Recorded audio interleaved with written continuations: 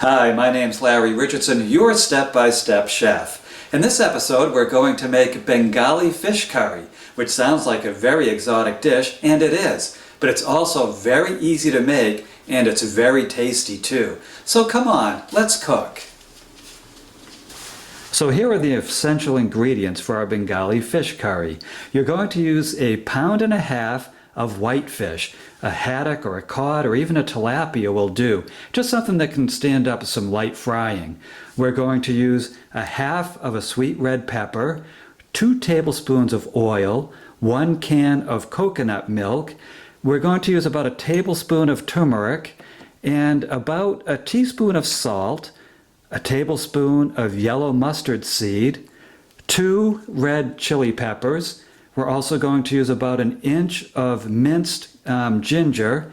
We're going to use 1 medium onion, 10 cardamom seeds, and about 1 tablespoon of garlic, which is about 3 cloves in this case. We're going to crush those. And what we're going to serve this on is rice. So that's the first thing you want to start right now, is get that rice cooking, because the rest of this cooks really fast. Okay, so the first thing we want to do is prepare all of our ingredients for this dish. Now the Bengali fish curry, again, it cooks pretty fast, so you don't want to start cooking the fish and then start working on the vegetables. You really want to have everything in hand ahead of time. So that's what I'm doing now. I'm coring 1/2 of the sweet red pepper, getting all the seeds out of it, and then I'm just going to slice it. And these slices are probably about 1/8 inch thick. And you can see they're cutting quite nicely. And this adds a nice sweetness to the dish. Some people would add, they may add peas to it or something along that line too, but I really prefer this sweet red pepper. So I have it cut into strips, and then I just want to cut the strips into slightly smaller pieces. So I'd say take these strips and cut them into thirds. There we go. I'm just going to put it into this container.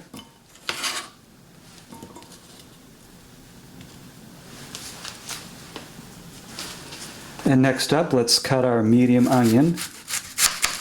And I'm just cutting the ends off. And then I'll remove the paper.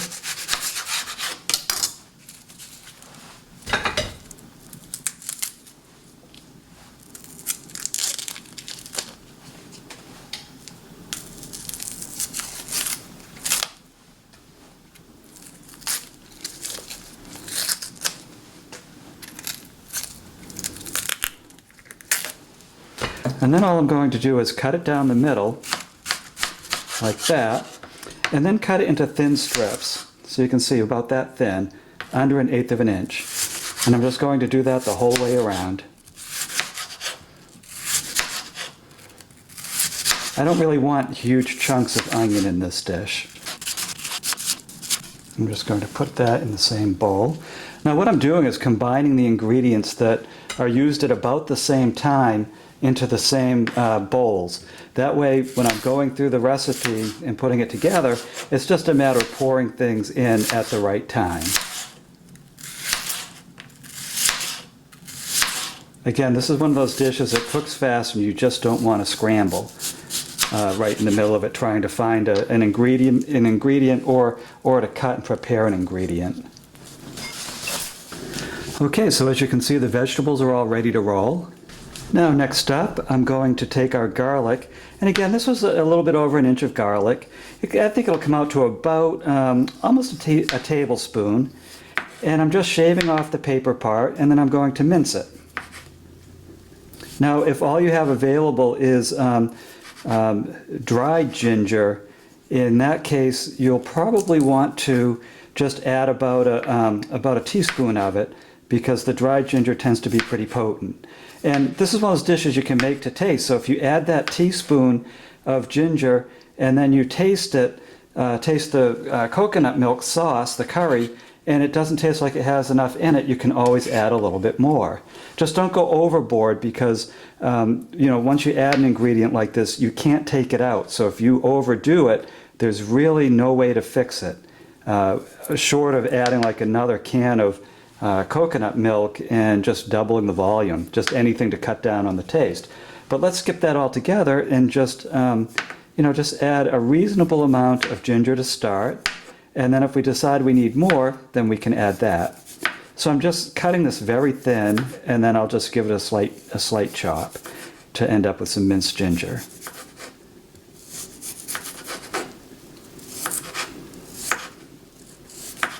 I love the smell of ginger. That is just delicious. So I'm cutting it again very thin into very small pieces, giving it a nice mince. You don't want big chunks of ginger in this dish. That's so aromatic. It really is just already smelling very delicious. It's one of those spices that just makes you drool when you work with it.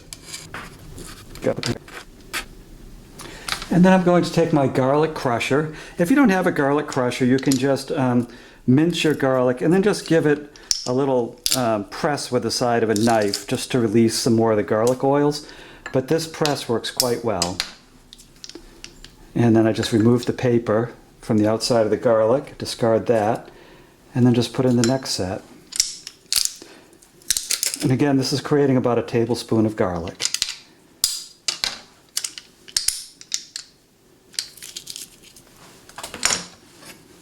Now, I really like garlic, but this is one of those dishes that, it could easily be overpowered by garlic, and that's really not a primary taste. It's a complementary taste in this dish. You shouldn't eat this and go, wow, that's garlicky.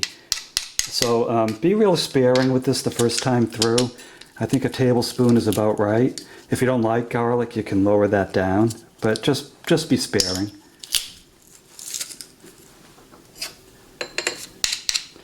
Okay, so there's our garlic and ginger. And the preparations for the rest of the spices is pretty simple. I'm not going to grind up these cardamom seeds. Some people do. I just take the 10 cardamom seeds and throw them in. That's fine. Just when you're eating it, be careful that you don't choke on a cardamom seed. And then these red peppers, I'm just going to take them, these red chili peppers, and just chop them up. Now, if you don't like heat, you can actually leave these out of the recipe. If you like moderate heat, you can take out the core and seeds. That's where all the heat is. And, you'll still get some of the red chili pepper taste, just not as hot as you do when you leave the seeds and the flesh in, the core in it. I'm leaving the core in because I like this dish with some heat. You can also use anything like a jalapeno or any other pepper in this too. I've done that in the past and it comes out quite nicely.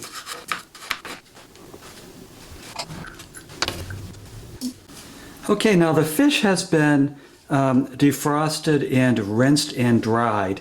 Now, if you live in an area where you can get fresh cod, fresh haddock, or any other fresh, hearty whitefish, then go for it. I only had access to frozen at this point, which is just fine by me. So all I'm going to do is lightly salt one side of the fish and then sprinkle the turmeric on it. And that's pretty. And then I'm just going to rub that into the fish. There we go.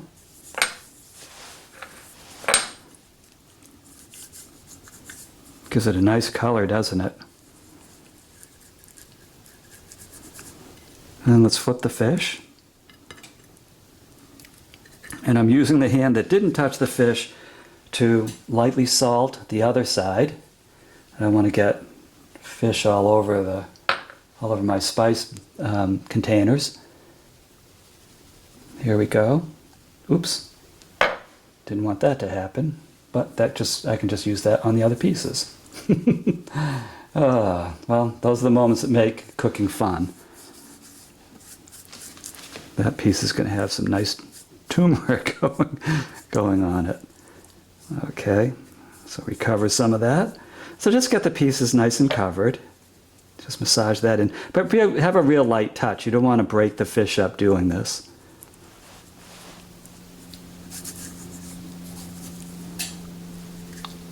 Okay, and now I'm going to meet you over at the pan.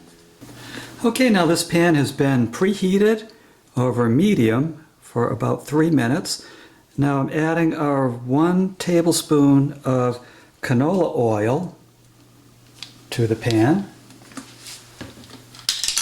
And I just want to mix that in with my spatula. Here we go, spread it out.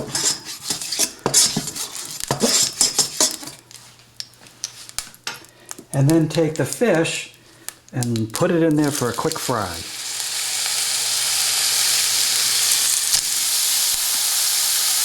And have another plate ready to take the fish after it's browned.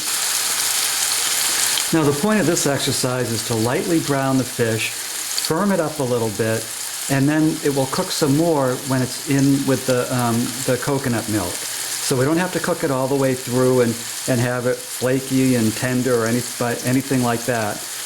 We just want to give it a quick browning and then put it in a plate, a clean plate, set it aside while we cook the other ingredients. So you can see that is browning quite nicely. So each side is just getting a couple of minutes.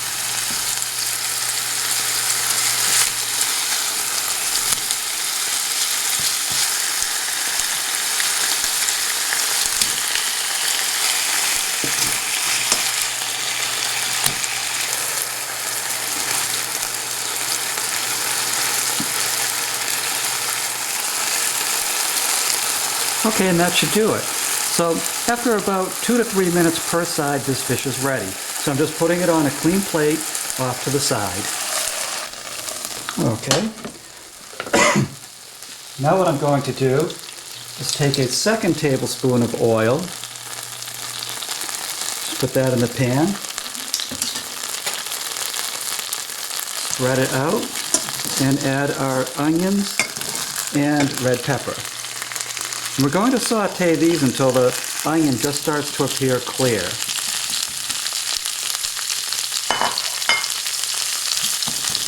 And break up those slices. You don't want big chunks of the big pieces of onion in this dish. So just use your spatula to break it up.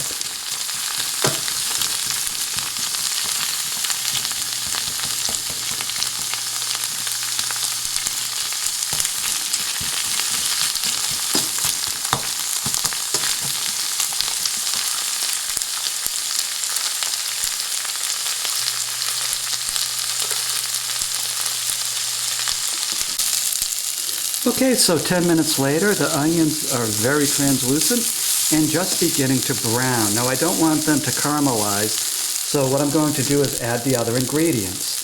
So here's our garlic and our ginger, and we're just going to give the garlic and ginger a minute alone in this dish before we add the other ingredients, just so they can release some of their flavors into the onions and peppers. And heating definitely helps that process. So we're just going to do this really quickly. I don't want to caramelize the garlic.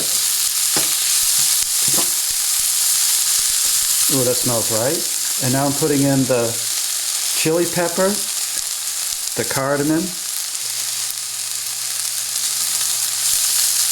and the mustard seed.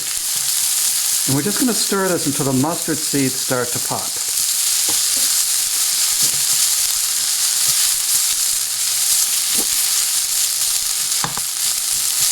Okay, there we go. That took about a minute. Now I'm lowering the temperature down to about 1/4 because I'm going to add the coconut milk at this point.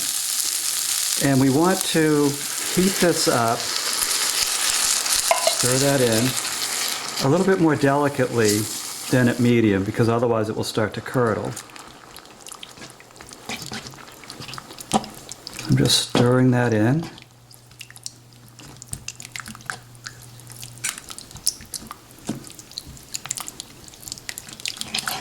There we go. And now I'm going to add the fish.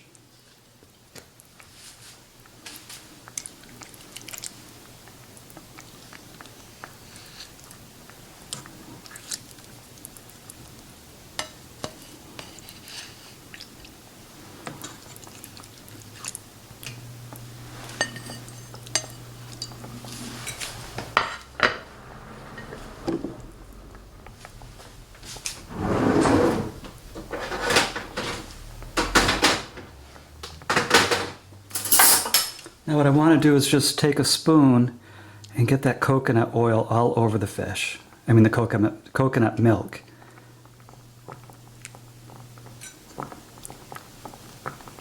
There we go. And again, this is not you don't want to get this in a full-on boil. Just a nice little simmer is fine. And once it starts to simmer, it's done. You don't want to overcook this.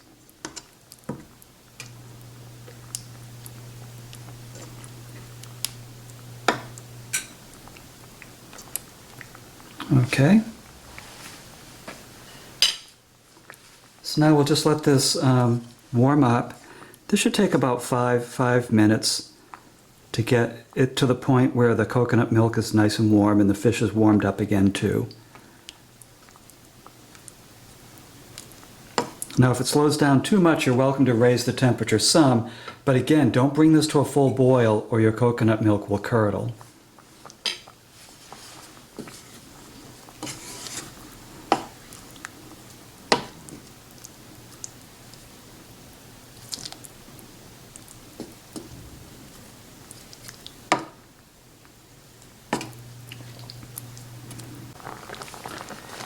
Okay, after 10 minutes of slow simmering, it's done.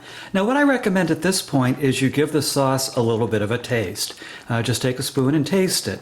If you like a sweeter curry, you're more than welcome to add a tablespoon of sugar. Just sprinkle it and mix it in at this point. I like mine a little bit more rustic and the original intent of the dish, so I don't add the sugar, but you're more than welcome to. And also what I recommend is that people salt it per serving. Don't add more salt than is already in this dish. So I'll see you in a minute. Congratulations, look what you just did. You just made a delicious and nutritious Bengali fish curry. Now if you go to my website stepbystepchef.com, you're going to find a printable version of this recipe and recipes and videos to help you make dozens of other delicious meals. So please do visit stepbystepchef.com. Again, my name's Larry Richardson. I am your Step by Step Chef, and I'll see you in the next episode.